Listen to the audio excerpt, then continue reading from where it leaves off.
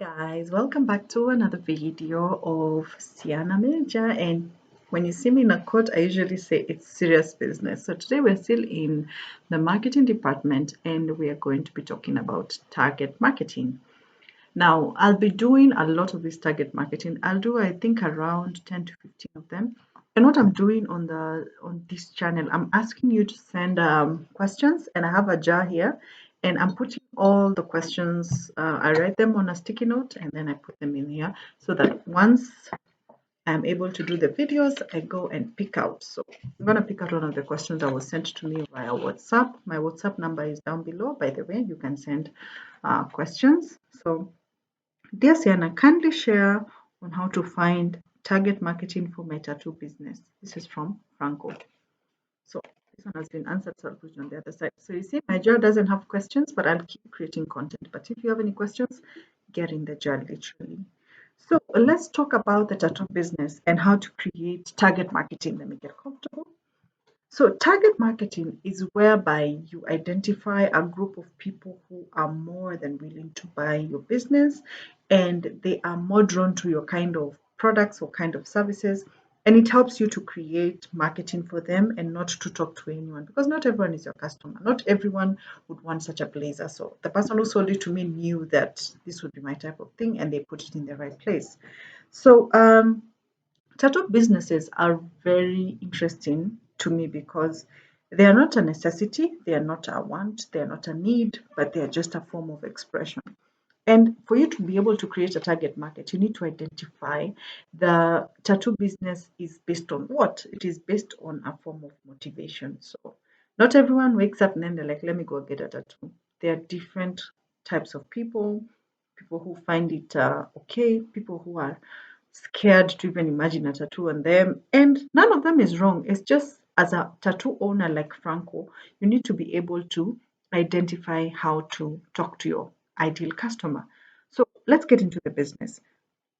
So the market is expanding for tattoos, and Kenya especially, you find it very common among especially millennials. You go out with somebody and they have a sleeve, they have the teardrops, they have the butterfly one, they have something here, they have something on their finger, something on their back or on the foot. You find somebody has put a music symbol. So tattoos are not as foreign as they used to be. And there are different motivations for getting a tattoo. So I'll go through them. So some of the motivations is self-expression. Another one is a fashion statement. Another reason to get a tattoo is a spiritual, religious. It has a religious meaning. Another one is because of a memory, and then another one is because it is a rebellious thing to do. Now, when we were growing up, people only knew about the rebellious thing to do. Like you're getting tattoos because you want to stick it to your parents. Why? Why? So I'll go through them. So self-expression. This is mostly by young adults, and the reason why they want to get that one is because they they want to be unique. They want to showcase their personality. They also want to they have a certain value that they want to share with these other people. And it is mostly the people who have traveled mostly or people who they used to admire people with tattoos. I've found this very common with guys who played rugby.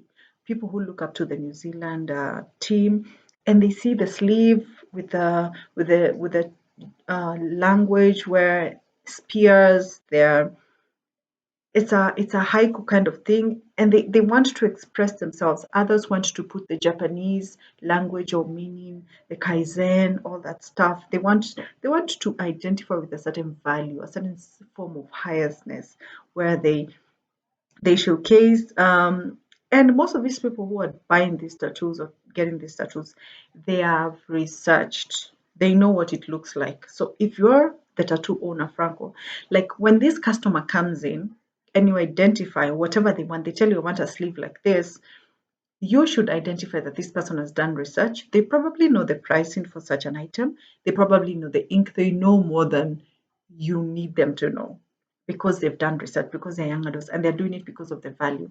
And also, when it comes to them, you will not communicate price to them. You should not communicate. why the tattoo is important. They already know. They've already made their decision and they've done research. You're not the first tattoo parlor they're coming to. You are probably the 15th. They've gone to so many, they've done research because for them, this is a permanent decision.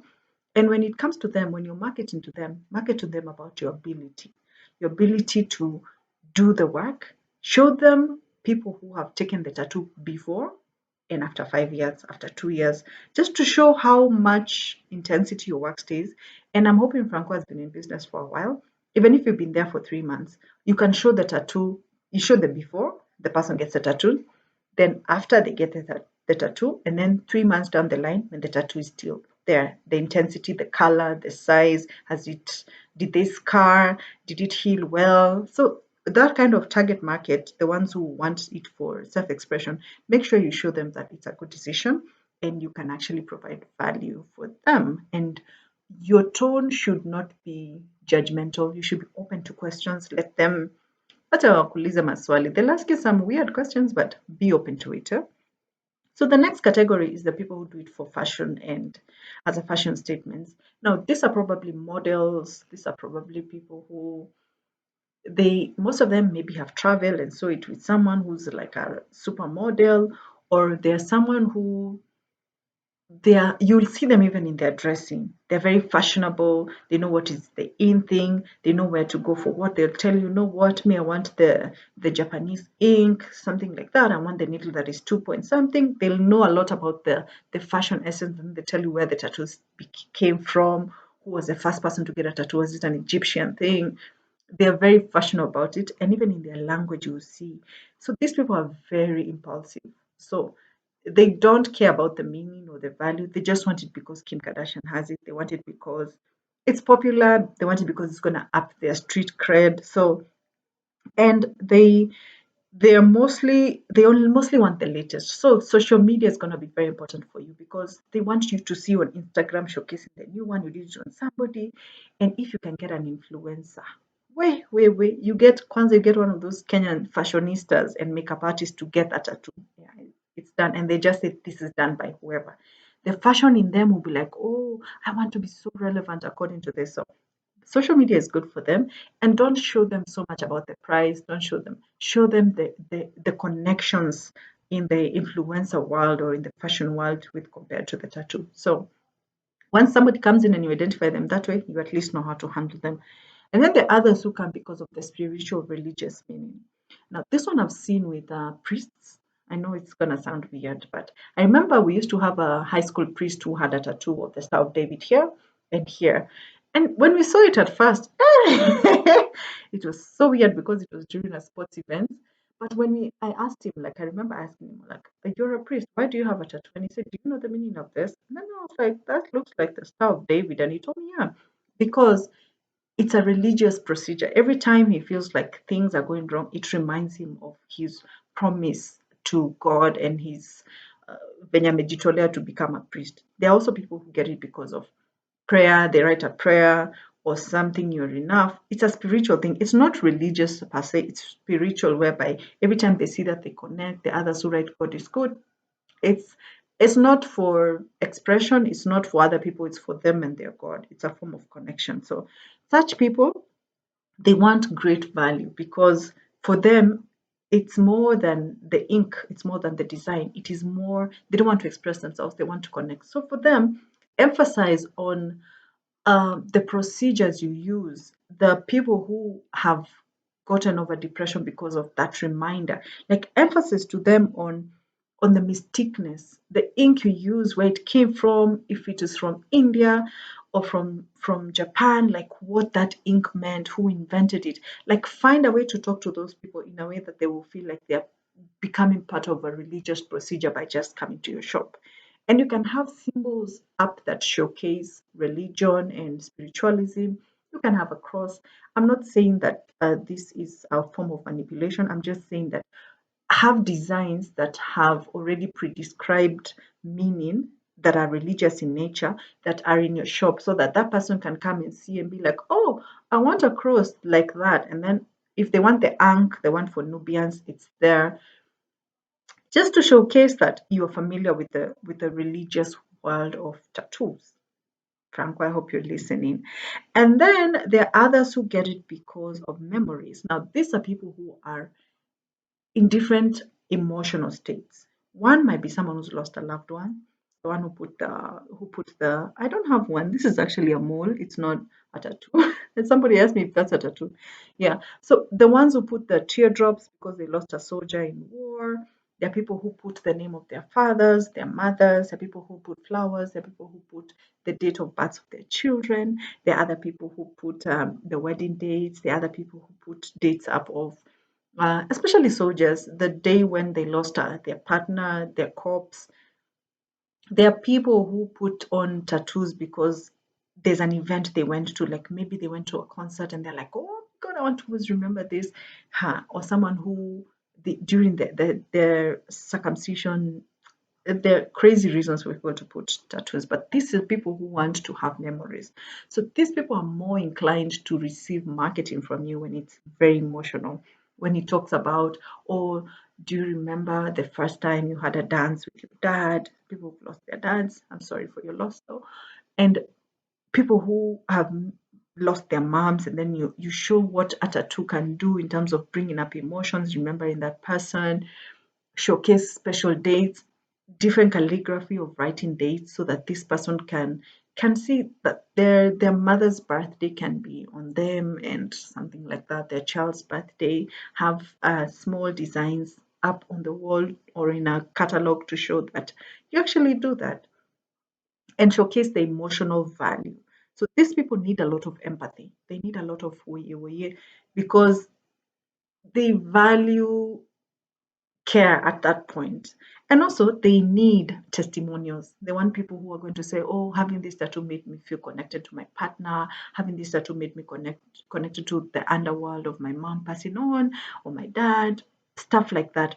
And they also want to see if maybe someone is start a charity in your shop for like a team. You get a can like this, and then have charity written, whereby if someone lost a loved one, you out of the money that they pay you, let's say they pay you 4K, you draw like 50 bob. You say, you know what, this is towards charity to help this not to happen again. If it was a road accident, if it was someone who died out of an ailment, you can contribute. If you notice there's a trend, certain things happen, you can actually contribute. So that is another way of showing them that you actually care about giving back to society and the emotional aspects of it. Does that make sense? I hope it does.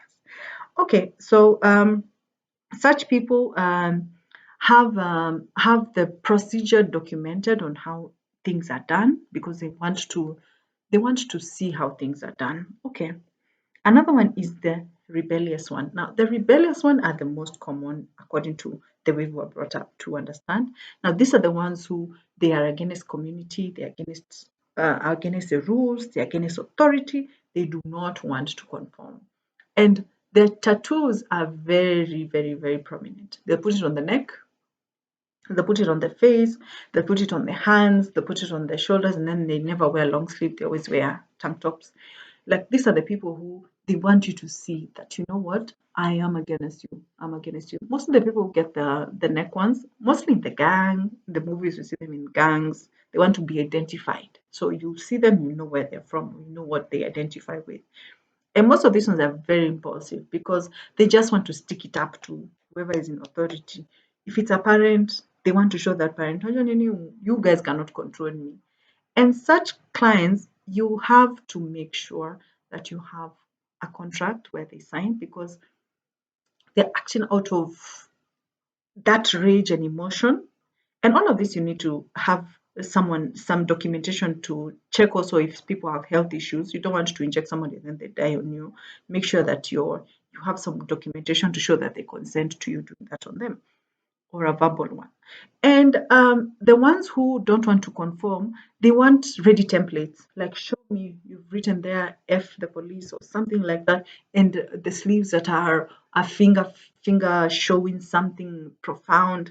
They want to show the person in charge that they are not in charge over them, that you can't run me.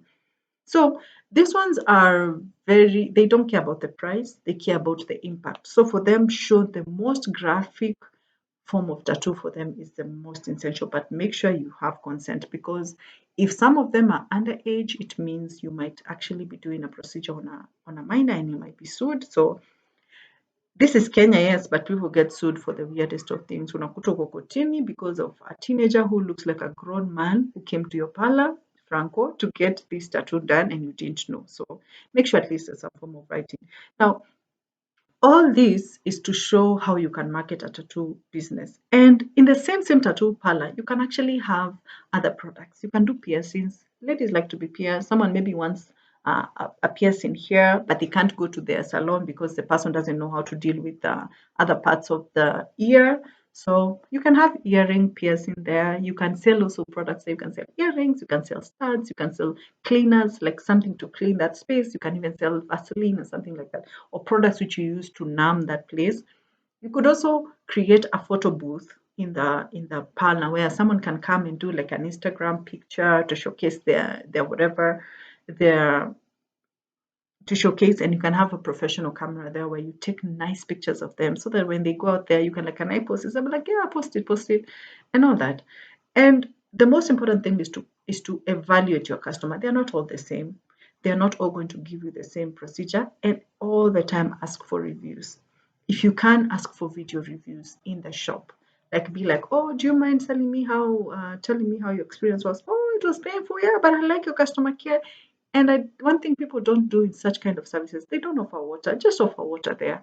Have water with a dispenser there. You can even maybe have juice, even the one for supermarket, the one you dilute. You can have coffee there, have hot water. We offer black coffee and tea sachets or sugar sachets. Like go out of your way to make sure that the people who are coming there are comfortable and they are understood. And that is how you are going to target your tattoo business. So the next business is, I'm going to pick it randomly, but if you have a question, send it to my WhatsApp, send it here in the comments down below, subscribe, share whatever you're experiencing, and then I'll make a lot of them and put them here. All kind of business questions, they are going to get in the jar. Okay, I'm being goofy. And then we are going to answer all of them one by one. So I hope to see you in the next video. I hope you enjoyed this one. I wish you all the best, Franco, in your tattoo business. Bye for now.